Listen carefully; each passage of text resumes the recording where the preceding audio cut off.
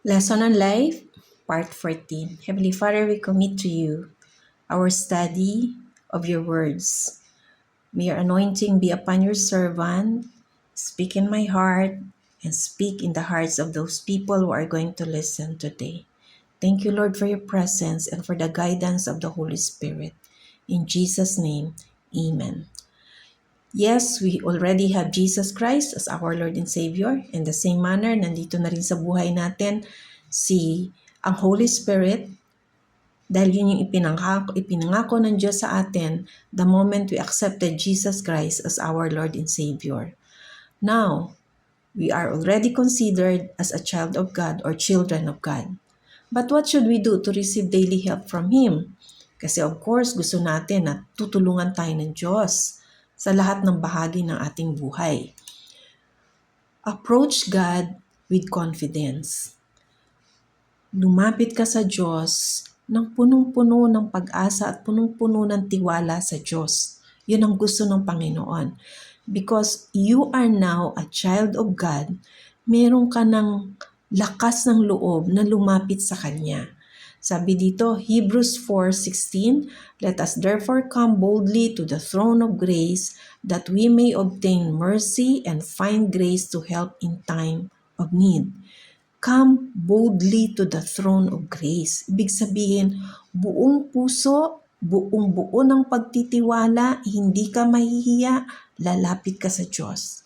At makukuha natin ang habag at grasya ng Diyos sa oras ng ating pangangailangan. Malinaw ang sinasabi sa Biblia. And ask in the name of Jesus. Hindi mo kailangang humingi kung kani-kaninong santo o santa. Iisa lang talaga ang daan. Only Jesus Christ.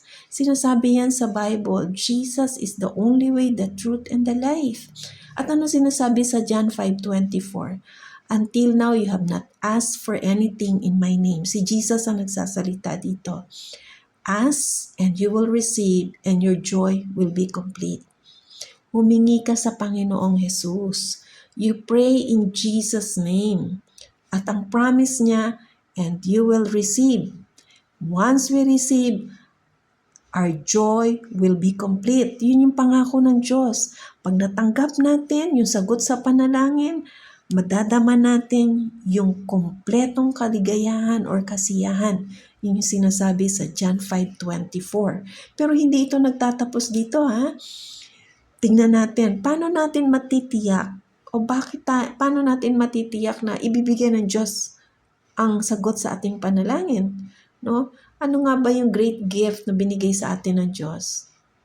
Of course, His Son. Sabi dito sa Romans 8:32, He who did not spare His own Son, but gave Him up for us all, how will He not also along with Him graciously give us all things? Kung binigay ng Diyos ang Kanyang bugtong na anak sa atin, para hindi tayo para hindi natin maranasan yung tinatawag na eternal death, yung sufferings. Much more, bakit hindi niya ibibigay yung ating pangailangan ng punong-puno ng kanyang habag, no? At punong-puno ng kanyang biyaya. Ibibigay ng Diyos ito sa atin. But of course, according to His will. What is the purpose of answered prayers? Sabi sa John 14:13, and I will do whatever you ask in my name so that the Father may be glorified in the Son. Ito yung sinasabi nating according to God's will. Pag sinagot ng Diyos ang ating panalangin ay para bigyan ng luwalhati ang Panginoon, to glorify Him. So when it will glorify Him, this is His will. Kaya niya sinasagot yung ating panalangin. God answered our prayer. It is not because we are worthy of the answer, but because it is for His glory alone. Kapatid, sinasagot ng Diyos ang panalangin natin hindi dahil dapat tayo sa sagot, kundi dahil yung sagot na ito will glorify God alone. Minsan naman opposite ang nangyayari. God does not answer our prayers. It is not because we are not worthy of the answer, but because it is for His glory. Ibig sabihin, kapag hindi naman sinagot ng Diyos ang ating panalangin, hindi dahil hindi ka worthy, hindi ka karapat-dapat. At maaaring ang sagot ng Diyos ay hindi dahil yung sagot na hindi is to glorify Him still, for His glory again. So when God said yes, it's for His glory. When God said no, it's still for His glory. When God said wait for the answer of our prayers, it's still for His glory. So everything, all God's answers ay para sa Kanyang glory, para sa kaluwalhatian ng Diyos. Kapatid, kung hindi mo pa tinanggap ang Diyos o si Jesucristo sa iyong buhay bilang Panginoon at sariling tagapagligtas, hindi mo masasabi kailanman that what you're doing or the answer of your prayers is for God's glory. Kasi wala ka pang personal na relationship. That's why you need to accept Jesus Christ now as your Lord and Savior para magkaroon ka ng personal na relationship sa Kanya at masasabi mong God's answer is always for His glory. Sundan mo kapatid ang panalangin ito kung gusto mong tanggapin si Jesucristo sa buhay mo bilang Panginoon at sariling tagapagligtas.